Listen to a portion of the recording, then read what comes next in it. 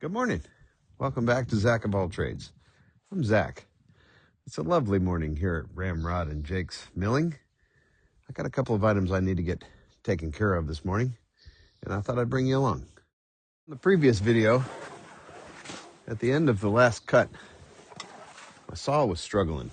Well, in fact, it started struggling a little bit before that, but I was trying to cut a 1x8, which should be no big deal, and the saw, though it was doing it, it wasn't doing it happily, and ultimately it quit on me. I think it would just bog down. But I was analyzing, if you will, some of the stuff that I think is causing that problem. And among other things, one of the things that I know is out of whack is that my main saw blade is canted off to the left just a little bit, as evidenced by the fact that when my saw exits the cut, it wants to kick out like it's pushing against the log side the whole way down. So I got into the book, and the book shows how to adjust the main saw blade.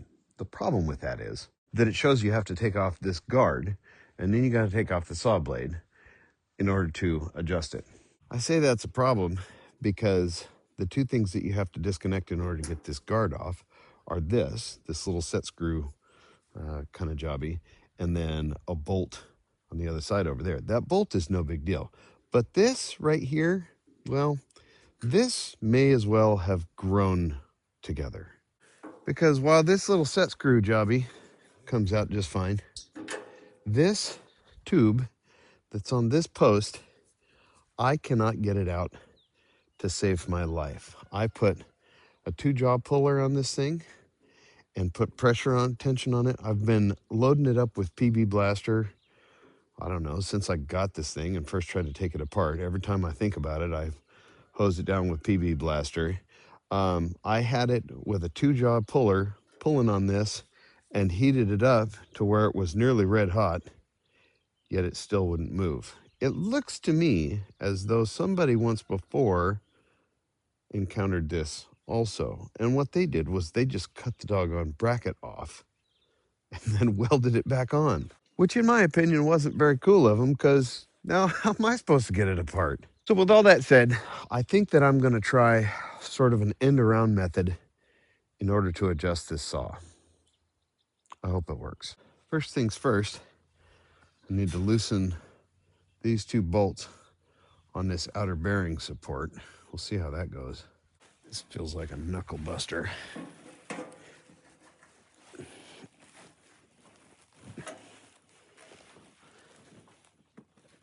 Oh, it's moving. That's encouraging. Problem is, I think it's moving the whole bolt. So let me see if I can get this wrench on the top and try the bolt head from the bottom side. Now I gotta get at it from under here. See if I can loosen it. Oh, look at that. Okay, that's cool. We'll move on to the other one.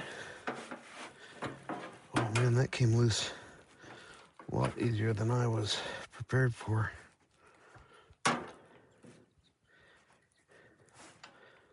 Get on there, you. There we go. Okay. Cool. Now the next obstacle is I need to get at that bolt right there, which lies down in there somewhere. But I think maybe, just maybe, there it is, maybe I can get at it from underneath here with my wrench, like so, and make the adjustment.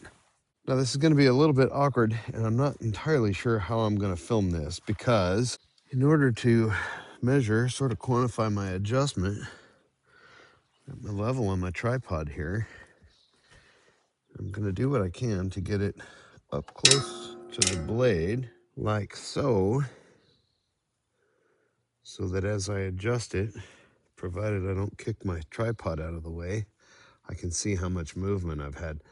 Although it says here in the manual that a full turn of the bolt will change the blade 1/2 inch from front to back. So I imagine if I do like, what's it say, 1/2 inch? Yeah, so if I do like a quarter of a turn, maybe, I don't know, I might try to go in a half a turn.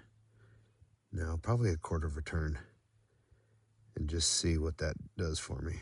Also, it occurs to me that I've got my level too close to the blade, because if it comes this way it's going to run into my blade and it's going to go away from the blade there. So I need to move it back and just take a measurement off of it. All right. I've got about 2 1/16 there, and I've got about 2 1/16 there. So here's my baseline.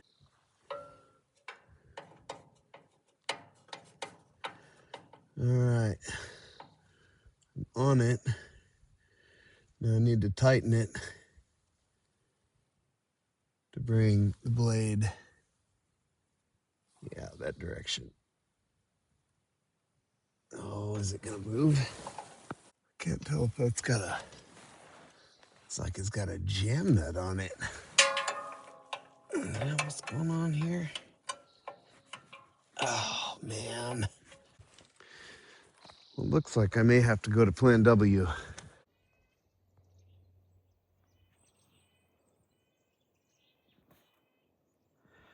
Well, there it is.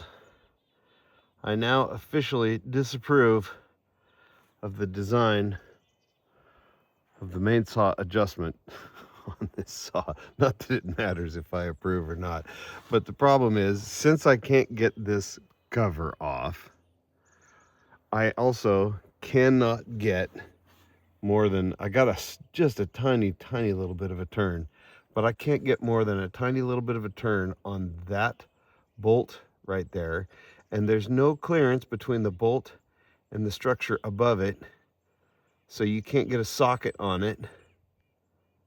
Yeah, I got an idea how to fix that for the future.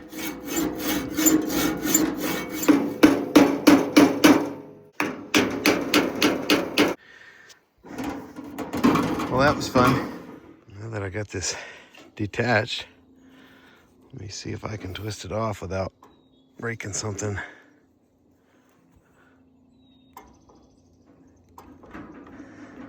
Oh, yeah, cool. Guess not.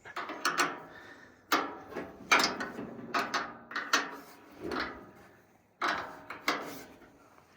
right, let's pull this guard off for the first time since I've owned it. Oh no, of course, you're gonna stand in the way. All right, time for different measures here. Oh man, you dirty bird.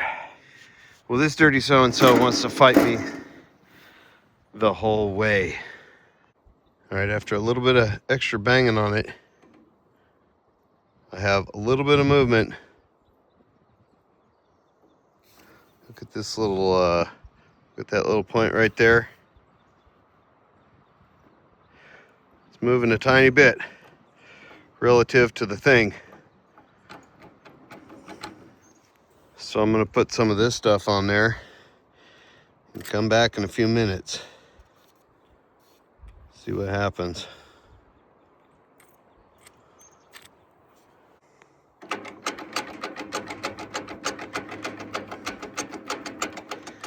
Well, while that's still soaking, I'm gonna say that this explains several things that I've wondered about a lot. Not that have kept me up at night exactly, but that I've really wondered about.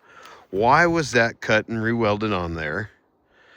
Also, this guard, it's all out of whack. Like, what sort of thing could have happened in order for that to happen? Well, here's what happened.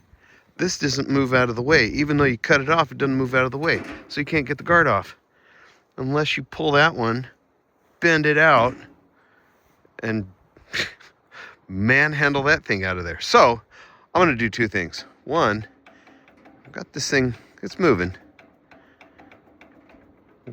If it'll move, it'll go. It's just a matter of how long do we wiggle it before it actually goes. Oh, look at there. It's sucking the PB blaster down into there. Anyway, I'm going to do that. And the other thing is something that I think everybody that owns a mobile dimension saw should do. I don't want to twist that thing that's welded on. So I got to hold this steady while trying to twist on that. Let's see if we can get any movement. Scooch over a little bit. Thank you. Almost there.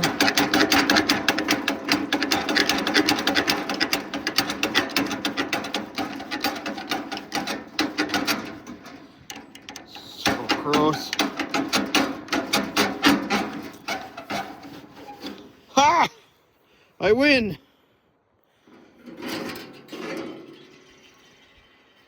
There she is. And now as I approach the next part of removing the blade,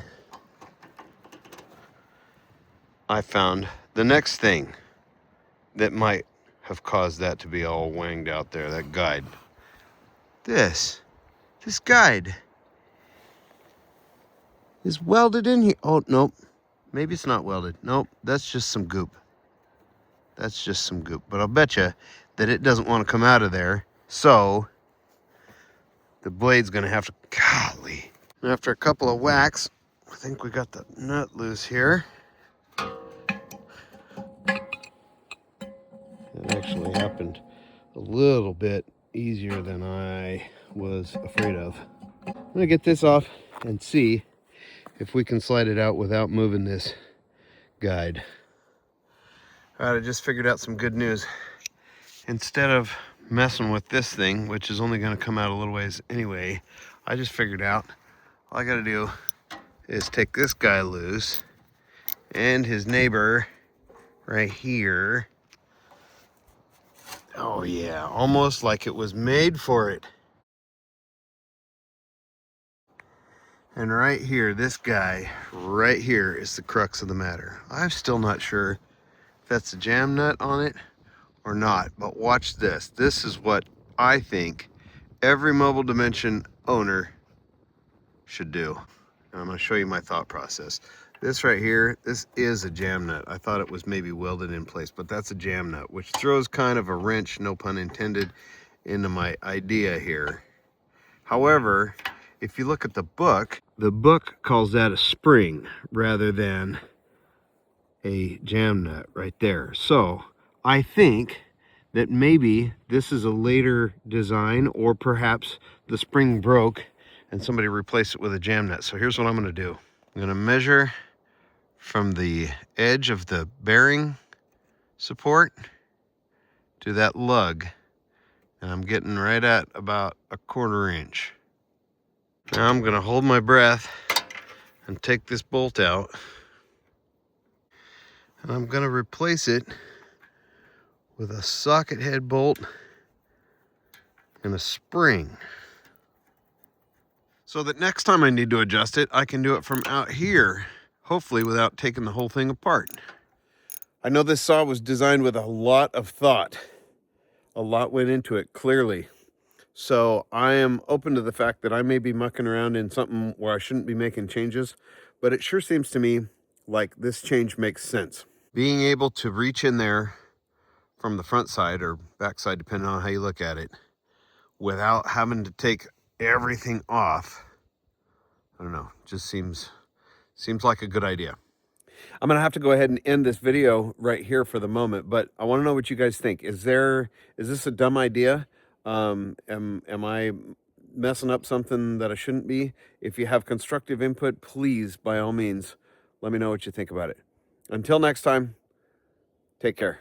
Talk to you later.